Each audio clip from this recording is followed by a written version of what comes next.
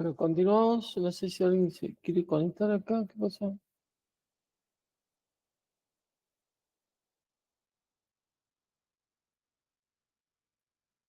¿Alguna preguntita? ¿Lo que vimos?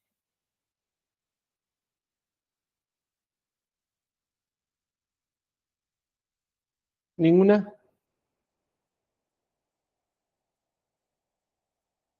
Bueno, vamos a ver una planilla de carga.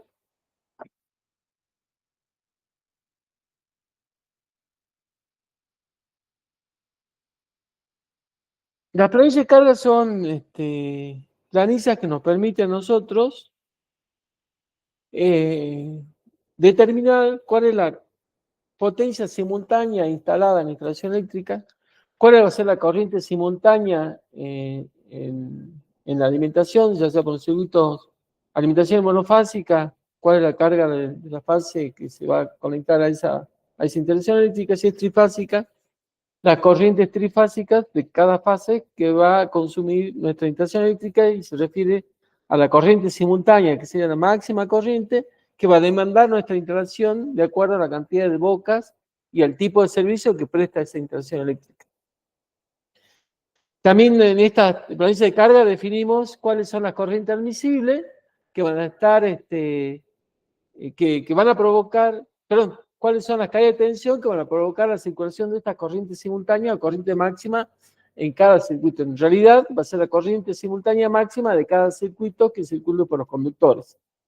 Por ejemplo, si yo tengo 15 tomas corrientes y el factor de simultaneidad es 0,7, significa que yo en ese circuito, si bien tengo 15 tomas, simultáneamente van a funcionar el 70% de esas tomas. Por lo tanto, la corriente total va a ser el 70% de la corriente total de las 15 bocas. Acá veamos en estos ejemplos que están acá, espero que sí lo puedan ver. Voy a ampliar un poquito. La planilla de carga consta de muchas columnas y tantas filas como circuitos terminales y líneas seccionales tenga mi instalación eléctrica y cuántos tableros eléctricos tenga. De acuerdo a esa cantidad de elementos, voy a tener tantas líneas horizontales. Y las líneas verticales ya son, ya están estipuladas según nuestra legislación salteña, en la que el COPAIPA es uno de los entes que determinan los contenidos técnicos mínimos. En el COPAIPA determinaron una planilla de carga típica para poder definir, como ya le dije, la potencia simultánea de cada circuito, la máxima instalada, la simultánea, aplicando factores de simultaneidad, la corriente por fase, la caída de tensión por circuito y la total por circuito, elegir la sección del cable correcto, elegí también la termomagnética que voy a utilizar para cada circuito según la corriente simultánea que circule, el tipo de curva. Y por supuesto a cada circuito le voy a asignar un servicio en particular, por ejemplo, iluminación, toma corriente, iluminación de uso especial, iluminación de uso general, toma de corriente de uso especial, toma corriente de uso especial, alimentación a pequeños motores, cargas únicas, que puede ser un electrodoméstico que esté específicamente conectado en los circuitos, solamente esa carga, etcétera, etcétera.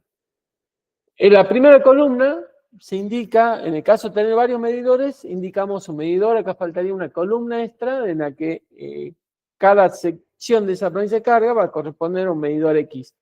En un multiusuario, de muchos departamentos, voy a tener muchos medidores, muchos tableros principales y tableros seccionales, quizás solamente tablero principal sí en planta baja y tablero seccional en cada piso.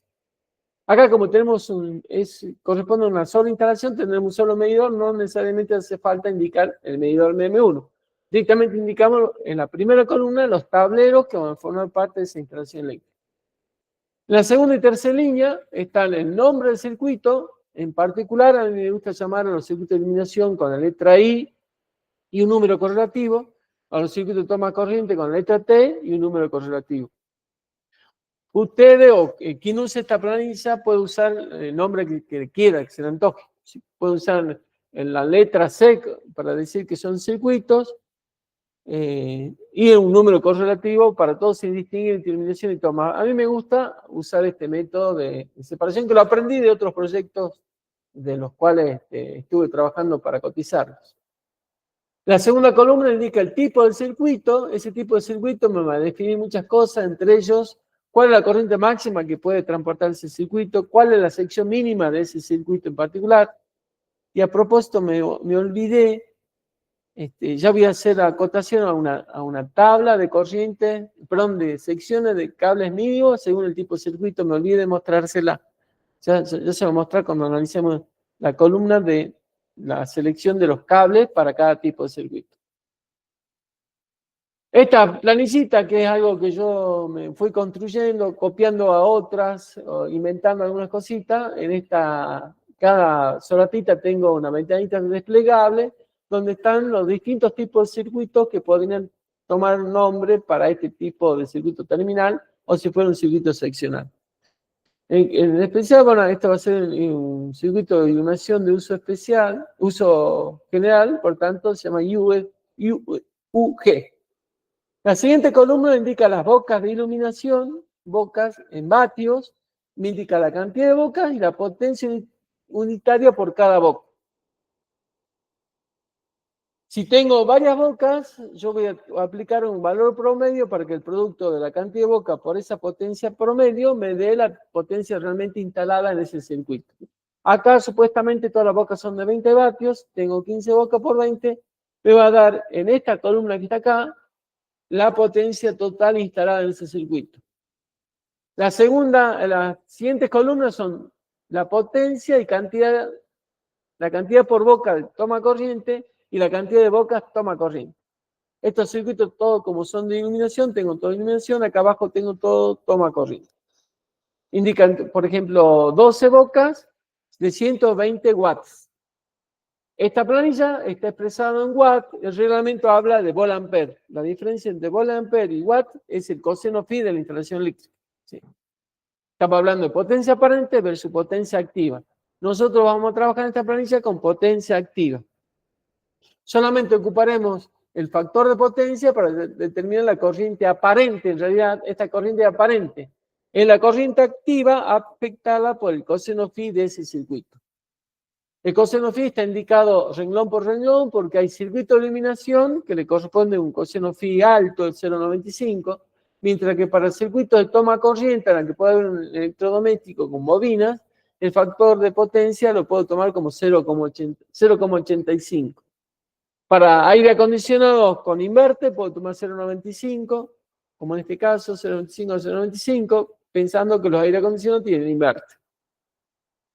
Cada tipo de carga se le va a asignar un coseno phi distinto según las cargas que se puedan conectar en ese circuito. También tengo la longitud máxima de ese circuito, que es la longitud del cable que me alimenta ese circuito, tomando desde la técnica de protección en el tablero que corresponda hasta el extremo más alejado de ese circuito. Esa es la longitud que va conectada en este punto. En esta tabla se considera que la potencia total instalada en ese circuito es aplicada en el extremo del cable, aunque sabemos realmente que eso no ocurre. Pero con la idea de maximizar el cálculo, o sea, tomar la probabilidad más desfavorable de la ubicación de esos tomas, como aplicado en el punto más extremo, hago así. Tomo la potencia simultánea aplicada en el extremo de ese cable. Entonces ese cable va a ser la longitud máxima de un circuito que puede tener varias derivaciones, pero hay que tomar la boca más alejada para tomar la longitud. Y se toma la longitud de cable, tomando el cable que sale del tablero, sube la losa, transporta para la losa, baja para un toma, luego va quizás a otro toma, sube la pared, va por losa, y bueno, esa longitud sería la longitud colocada en esta columna. Con esa longitud, yo voy a calcular la caída de tensión de ese circuito, considerando que la potencia está instalada en el extremo de ese circuito. Aquí tengo la potencia instalada, que es el producto de... ¿cómo pintar? Fíjese, esta celda es el producto de la potencia por cantidad de bocas. Acá es algo matemático, nada más la formita está muy extensa, pero en realidad, como estos valores me dan 0, que sería el producto de esta cantidad por esto, 0 por 0, 0, esto por esto me da 0. Entonces, en definitiva, el valor que obtengo acá es el producto de la cantidad de boca por la potencia unitaria de la boca de iluminación. Esta fórmula es matemáticamente genérica, de tal forma que cualquier sea la posición, siempre me va a dar los valores que corresponden en este caso, en esta línea. Este por este me da 0, este por este me da 1440, este por este 0, solamente en este valor va a estar indicada la potencia total del circuito de iluminación de 12 bocas. ¿Sí? Entonces, en esta columna voy a calcular la potencia máxima instalada en el circuito, contemplando todas las bocas con la potencia individual por boca. Luego me aparecen los factores de simultaneidad de cuántas de esas lámparas van a estar funcionando en forma simultánea. Según el lugar de la boca y según el destino que tenga, pues esto puede cambiar. Puede ser 1, porque supongamos que es un salón de uso múltiple, que cuando yo prendo las luces, prendo todas. Por lo tanto, contemplo que la carga máxima de ese circuito, o la simultánea, perdón, es la potencia máxima multiplicado por 1. Puede ser que estos sean pasillos, y acá ponga 0,7. Estos sean dormitorios y baños, puedo poner 0,7.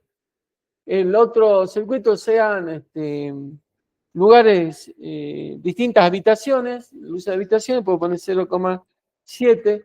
Este valor es muy criterioso al criterio del instalador, ¿no? El que está analizando las cargas de cada parte.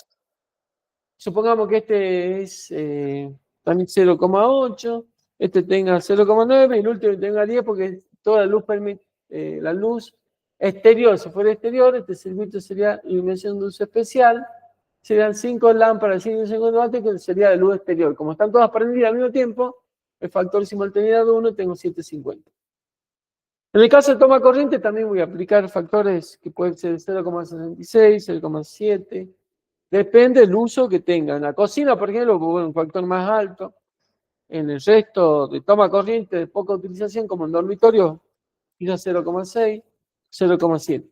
Depende del uso de ese circuito, le voy a aplicar factores de simultaneidad. Entonces, en esta columna me va a aparecer, bueno, acá diferencia de iluminación de toma corriente de fuerza motriz. Acá le pongo 0,65 porque supongo que dos aires están suspendidos al mismo tiempo a la máxima potencia. Por ese factor 0,66, 0,65, 0,65. Y esto, como tengo un solo equipo, el factor de simultaneidad va a ser 1, 1 y 1. Acá me da el valor de la corriente simultánea de cada circuito. Con este valor de corriente simultánea y el coseno phi, voy a calcular la corriente que le voy a ir asignando, como es en la línea trifásica, en forma parejita a las distintas fases, de tal forma que la corriente total que me consume este tablero eléctrico por fase esté equilibrado. Bueno, acá hay un pequeño desequilibrio, tengo 31, 26 y 27%.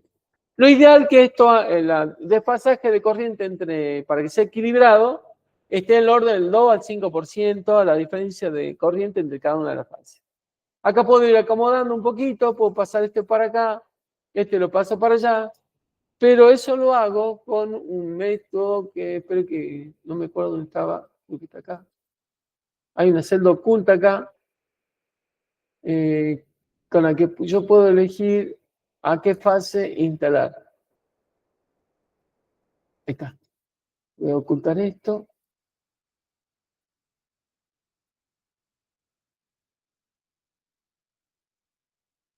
Fíjense que en esta fila para cada circuito le voy a asignar en qué fase voy a instalar. Hay una formulita en esta tabla, que bueno, yo la diseñé con copia de algunos colegas con que he compartido proyectos. Y, por ejemplo, yo le voy a asignar la fase L1, la potencia esta simultánea aplicada en L1. Si por alguna circunstancia quisiera cambiar L2, yo lo único que hago, despliego acá la ventanita, elijo L2 y automáticamente la corriente me corre L2. ¿Sí? Voy a dejar el L1 y voy a hacer que entre estas dos se intercambien para que esta corriente aumente y esta me disminuya y se aproximen los valores, un valor más parecido.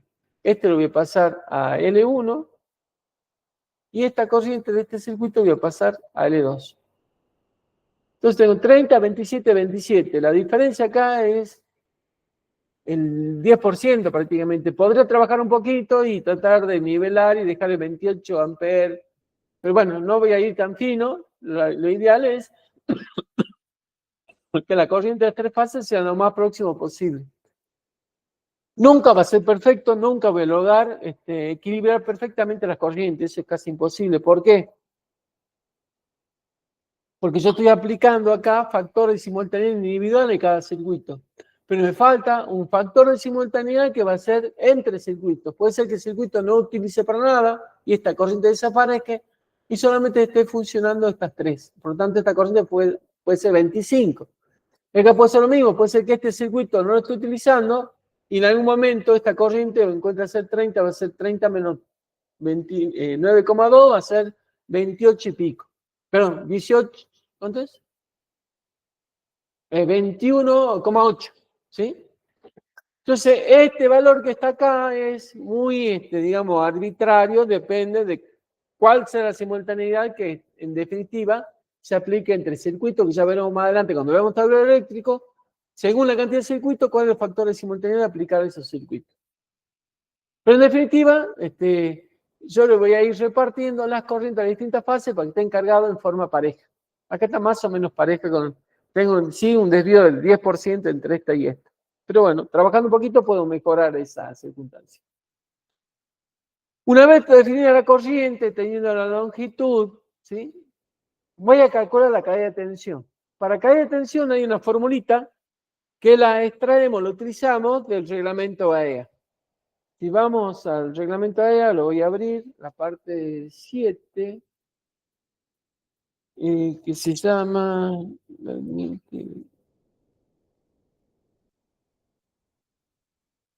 Ay, perdón. Es esta formita que está acá, donde me dice que el porcentaje de caída de tensión que se puede calcular en un circuito, como el producto de un gradiente, que es un valor empírico que se determinó en la EA, ensayando toda la oferta comercial que había en la República Argentina en 2006, multiplicando ese coeficiente por la corriente que circula por ese cable, por la longitud. ¿Por qué? Porque la caída de tensión es directamente proporcional a la corriente, directamente proporcional a la longitud, e inversamente proporcional a la sección del cable. Entonces, yo tengo, en la tabla tenía la corriente, tenía la longitud y la sección que yo voy a elegir según el tipo de circuito. Multiplicado por el gradiente de caída de tensión me da la caída de tensión total. Si yo a esto lo divido en 220 y lo expreso en porcentaje, me da el valor de porcentaje de caída de tensión. O sea, este término multiplicado por 100 dividido 220 me va a dar variación en porcentaje de tensión con respecto a los 220 voltios. El valor que toma GDC es para cobre, tomando en cuenta un coseno phi 0,8. Para un circuito monofásico es 0,04, para un circuito trifásico 0,35. Si el circuito fuera de aluminio es 0,63 o 0,055. ¿Sí? Si en esa tabla yo voy a calcular la caída de tensión de cada circuito. Volvemos a la tablita que es... No me acuerdo dónde estaba, acá. ¿Sí? Si se fijan acá, no sé si alcanzan a leer esta fórmula que está acá, o no la ven, no la puedo ampliar. Pero acá está el 0,04 multiplicado por la corriente de la fase. Yo he multiplicado, puesto una función que dice el máximo valor que está en estas tres celdas. Como está en T3, me va a tomar este valor. Dividido, perdón, por la longitud, dividido la sección del conductor, que es un valor que yo voy a elegir.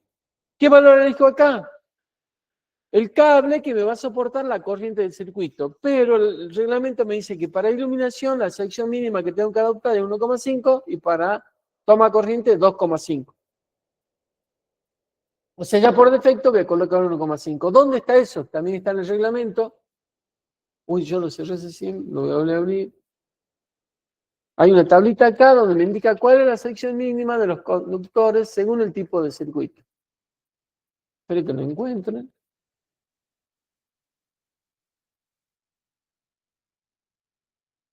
No me acuerdo si estaba antes de esta tabla, sí, creo que antes.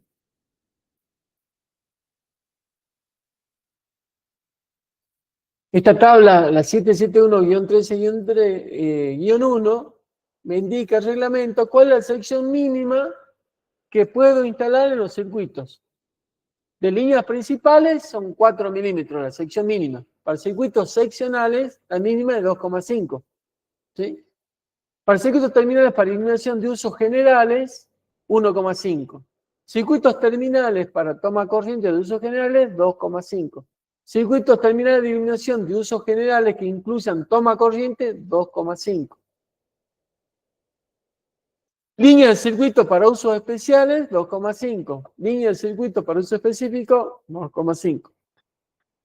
Línea de circuito específico de muy baja tensión funcional, 1,5. Alimentación a interruptor de efecto, 1,5. El reglamento 770, y acá me puso 1 milímetro cuadrado. Puedo colocar un interruptor para interruptores de efecto, cable de 1 milímetro. Retorno de los interruptores de efecto, perdón, el retorno es, no el cable de alimentación, sino el retorno me puso acá 1 milímetro. Conductor de protección, para todos los casos, 2,5. En base a estos valores, y yo en la planicie de carga, por ejemplo, para iluminación voy a usar 1,5. Cuando los circuitos son de mucha longitud, probablemente debo usar una sección mayor, como acá puse 2,5, pero voy a retornar a 1,5. No hace falta. Me quedo así por algún ejemplo que hice en algún momento. Bueno, acá voy a poner circuito de iluminación, este es toma corriente, voy a poner 2,5. Este toma corriente 2,5. 2,5.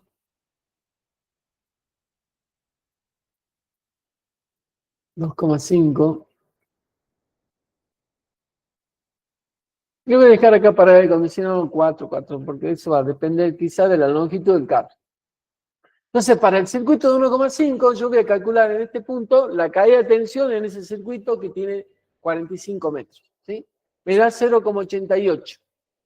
Pero recuerden que yo a la caída de tensión en el circuito lo tengo que aumentar la caída de tensión en la línea seccional.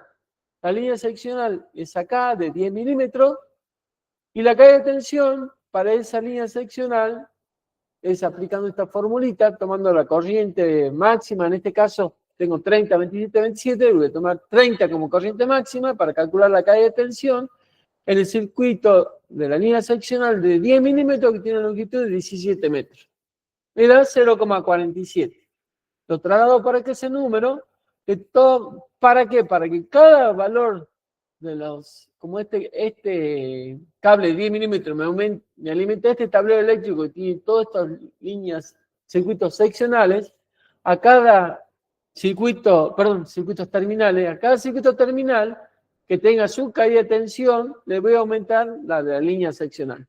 Entonces, en este punto, sumo 0,27 más 0,58. ¿Sí? Acá, lo mismo, la caída de tensión del circuito más la caída de tensión de la línea seccional. Y así hago con todos los circuitos.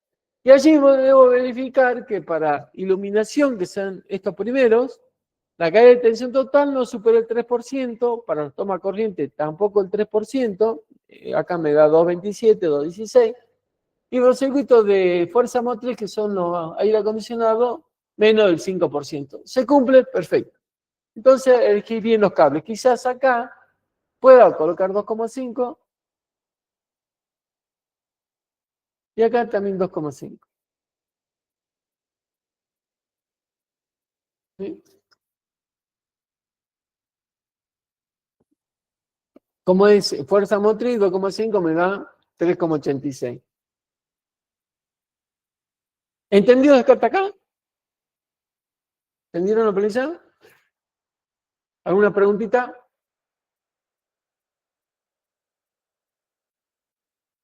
Esta después se la paso para que ustedes la puedan utilizar en sus proyectos y ejercitarse en determinación de corriente admisible. Acá me está pasando algo, no sé por qué, me da 0 esto. Espera un cachito, voy a ver qué me está pasando acá.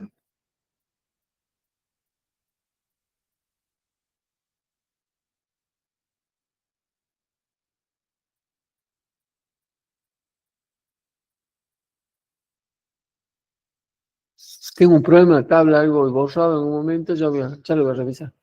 En el descanso reviso. Bueno, en definitiva, entonces, esta columnita que está acá me va a verificar que la caída de tensión en los circuitos sea menor que el porcentaje establecido para iluminación y fuerza motriz. 3% y 5%. Para toma corriente se toma 3%. El cable, por supuesto, acá está elegido cuál es el cable que voy a utilizar para esa instalación. Si son instalaciones todas embutidas en caño, en pared, bueno, a todos le elegiría cables. Yo creo que están puestos mal acá. Esto está mal. Copiar. Nos pone todo el mismo cable. No, dice Macano.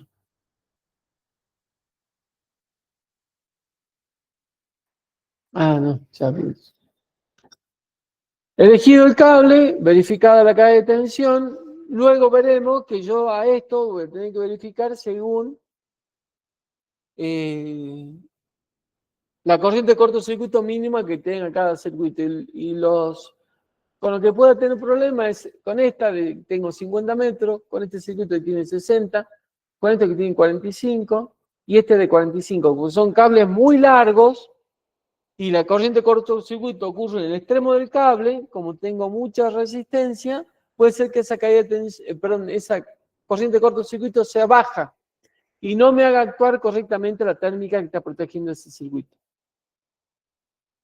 Por lo tanto, luego que vea corriente de cortocircuito, lo veremos al final del segundo tramo de esta capacitación, tendremos que verificar que ese cable sí satisface la corriente de cortocircuito mínima según la protección que nosotros le pongamos.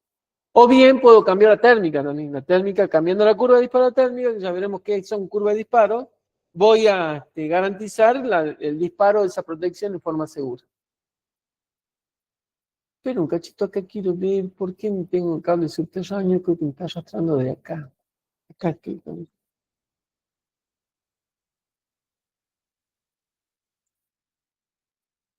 ay, ¿me aparece? No. Ah, acá está. Meto B1. Disculpen, pero esta tabla yo a veces la uso y por ahí y acá me salió B2. Voy a arreglar unas cositas por acá.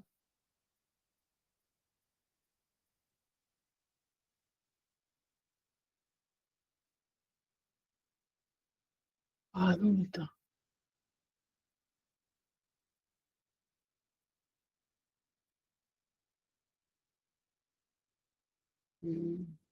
Ahí está. A veces la uso para dar capacitación y la dejo mal configurada, por eso no me sale este valor de corriente acá.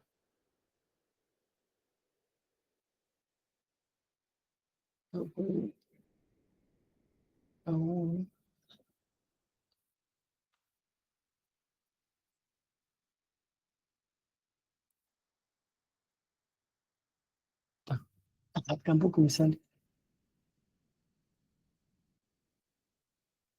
Ah, acá está.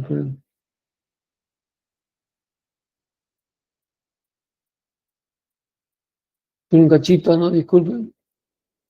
Estoy tratando de solucionarlo ahora, pero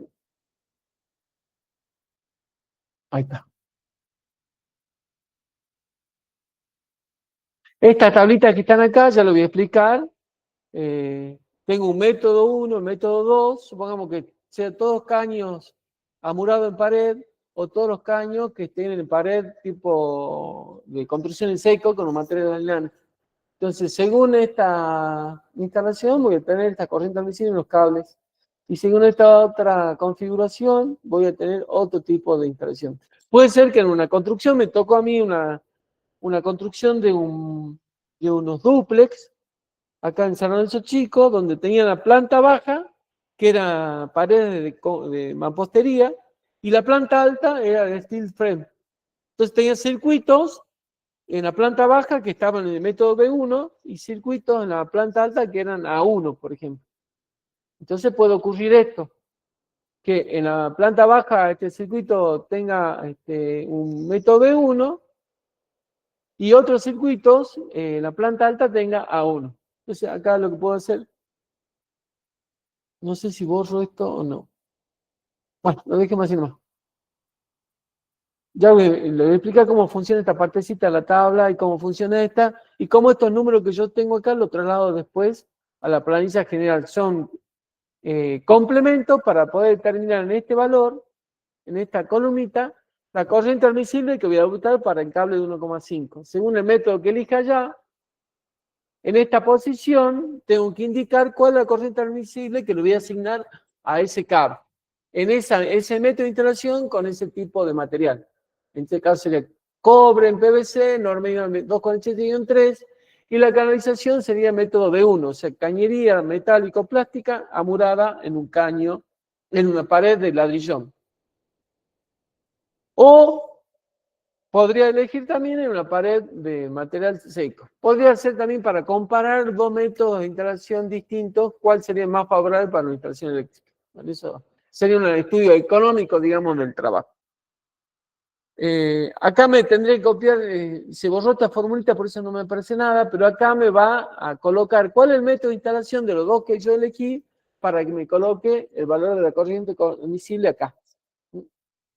Luego tengo el destino del circuito y las observaciones, por general se pone si es nuevo o existente, por general si es proyecto nuevo se pone todo nuevo. Acá estaría el destino, iluminación. Está muy conciso esto, pero puede ser un poquito más extenso, por ejemplo, iluminación del salón y baño, iluminación de cocina, pasillo y tanto, iluminación de dormitorio. Lo puse muy genérico porque no venía el caso.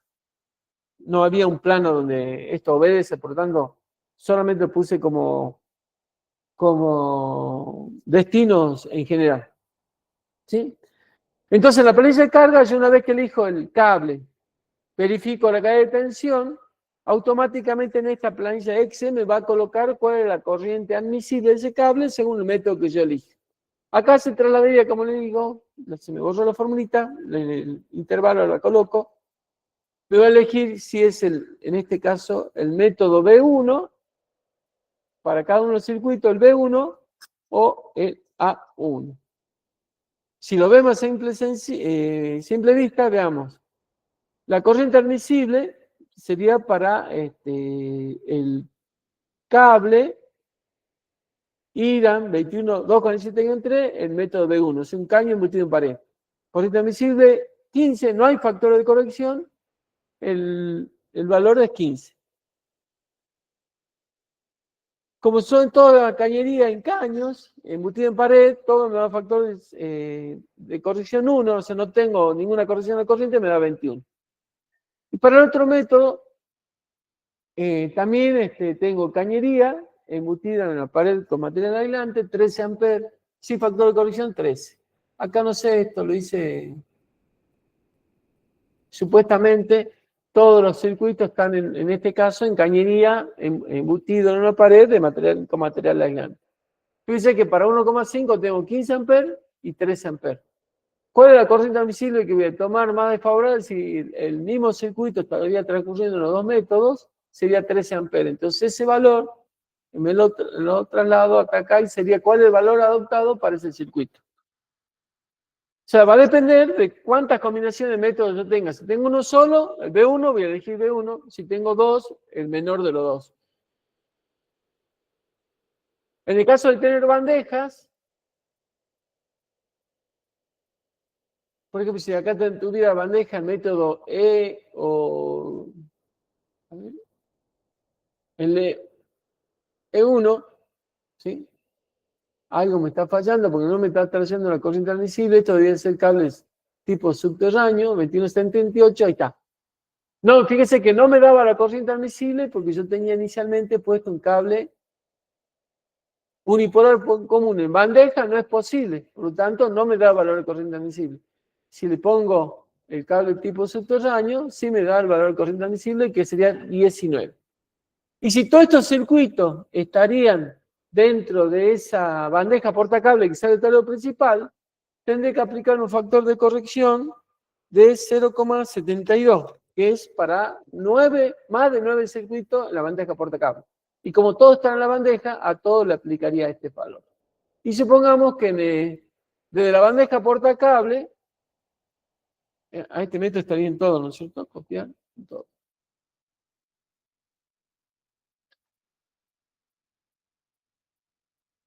Fíjese que como acá no corregí el cable, me da, si es bandeja, no puedo usar este cable, por lo tanto no me da corriente admisible. Debo utilizar este cable para todos estos circuitos de acá. ¿Sí? Entonces me da la corriente admisible según la sección de cable. Factor de reducción tanto, la corriente es 0,82. Si de esa bandeja yo después paso, supongamos, a una pared con cañería en un muro aislante, tendría método A1. O sea, este es el circuito 1 de iluminación, salgo del tablero con bandeja portacable y luego de la bandeja portacable paso al muro, a la pared, con cañería embutida en una pared con material aislante. Entonces, veamos, ¿qué tengo acá? El tramo en bandeja, siempre el mismo cable, 1,5, ¿no? Acá sería 2 por 1,5 y acá dos conductores de 1,5 en el caño. Acá tengo 13,68 y acá tengo 13 amperes. ¿Cuál es la más desfavorable? El tramo en el caño embutido en pared aislante, 13 amperes. Para el caso del 2,5 tengo 26 amperes en la bandeja y 17 amperes en el tramo del caño embutido en pared aislante. Para el cable de... ¿Qué otra sección tenía? Tiene 4. Ah, no tengo, voy a poner uno de 4 para acá, ¿eh? Para acá.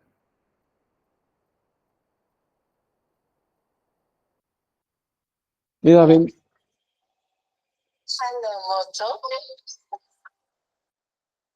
Espera que ponga en avión porque me están llamando la alarma. Me volé loco con el alarma. No.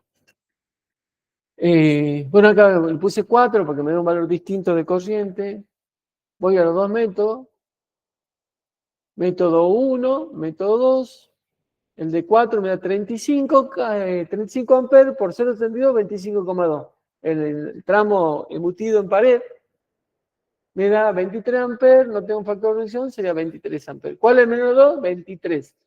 Allá debería colocar entonces la corriente de menor intensidad, que sería 23. Entonces, en la definición ya de la corriente admisible de ese cable, en esa canalización, va a ser 23 amperes. De esa forma yo ya defino cuál va a ser la corriente admisible que voy a colocar, que le voy a asignar a cada cable. Con ese valor de corriente admisible voy a elegir la térmica. En esta misma tablita, yo creo, tengo esta parte de la tabla donde me dice, ya le digo qué información tengo, que me habla de la protección. El valor máximo del circuito lo trasladé para acá para comparar este valor con el valor de la térmica. Estos circuitos de iluminación tengo menos de 6 amperes, entonces puedo colocar térmica de 6 amperes. Acá puse B, pero me alcanza con curva. Está en B ahí porque una vez hice un ejemplo, aumenté la longitud y bueno, el resultado B. Pongo curva C, térmica de 6 amperes, 6 amperes, y acá me calcula el rango de disparo magnético. El rango por debajo del cual no disparo son 30 amperes. El rango mayor de corriente de disparo I2 es 60 amperes. Ya veremos cuando veamos el momento y qué son estos valores. Pero esto me define cuál es el rango de disparo de esta técnica de 6 amperes. El 6 amperes ante un cortocircuito va a disparar entre 30 y 60 amperes. Entonces, cuando calculo la corriente de cortocircuito, yo tengo que verificar que la corriente de cortocircuito sea mayor que este valor, mayor que 60, para que esta térmica actúe en forma segura. Para estos circuitos que son de... perdón, esta fila que está acá son los valores normalizados o los máximos calibres que le puedo asignar para circuito de iluminación, circuitos de introducción de iluminación de uso especial, para toma corrientes y para cargas especiales. Estos que eran toma de uso especial, creo. Para toma de uso especial al máximo calibre 32. O sea, la térmica que yo elige acá debe ser menor o igual que la que está en esta columna. Para eso la puse como valor de referencia. Bueno, por ejemplo, la térmica de 16, curva C, tengo el rango de disparo entre 80 y 160 amperes. Para cada térmica que elija voy a tener un valor máxima y mínima de corriente de disparo.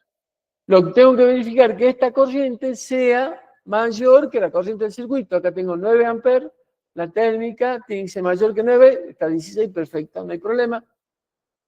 Para estos circuitos que están acá, para el 13, le pongo una térmica de 16, perfecto, no hay problema, están protegidos correctamente los cables. Pero ahora comparemos estas corrientes con respecto a la corriente admisible. 17, corriente admisible, la térmica 16, sí me protege el cable. Este también me protege, este también, acá también, todo esto está protegido adecuadamente porque la máxima corriente que me deja pasar esta térmica es 16 amperes, mientras que la corriente admisible es 17 y 23 en este caso. Acá si quiero puedo usar 20. ¿Sí? Como un cable de 4 puedo usar 20 amperes.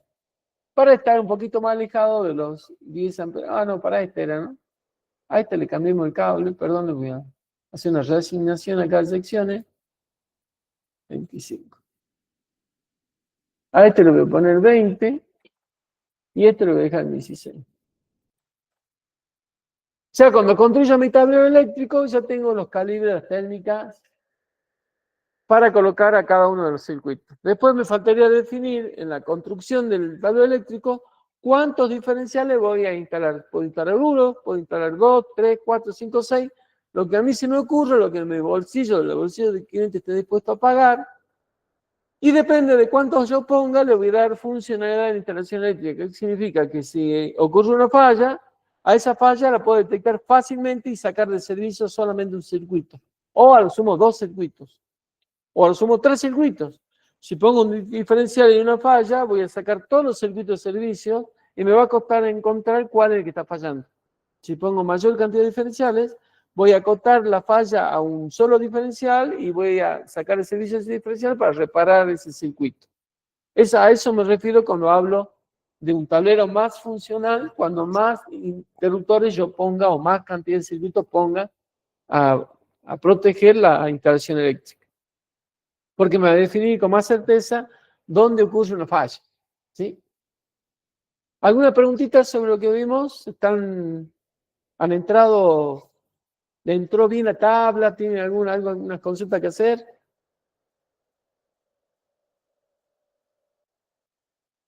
Nada, nada.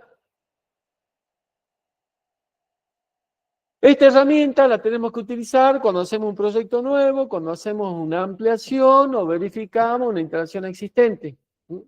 Si la existente, tenemos que ver los cables que tiene, cuál es la sección de cable, la longitud de ese cable, si podemos determinar la longitud, ojalá que podamos, y verificar que la caída de tensión sea menos que la que indica cada tipo de circuito. Si podemos determinar la corriente de cortocircuito, determinar si la térmica va a disparar satisfactoriamente el corriente de cortocircuito y garantizar que las protecciones colocadas en el tablero protejan adecuadamente todos los circuitos ante corrientes de falla a tierra, ante corrientes de cortocircuito, máximas y mínimas y ante corrientes de sobrecarga en cada uno de los circuitos. Esa, digamos, la función de esta tabla. Definir todos esos parámetros de corriente, de caída de tensión, de métodos de instalación y la corriente admisible para garantizar que todo este conjunto le dé seguridad a la instalación eléctrica. Si tienen alguna pregunta me la hacen o vamos a descansar 10 minutitos hasta las 21:10 y ya damos la última etapa ya de explicarle cómo está funcionando la tabla, qué datos necesito para poder utilizar. De hecho, todos los datos ya están en la tabla. O sea, hay mucha información que ya está disponible para que la puedan emplear, pero les explico cómo funciona, cuáles son los valores que hay que tener en cuenta y no modificar y cuáles tengo que modificar. Descansemos 10 minutitos y volvemos a las 21:10. ¿Ok?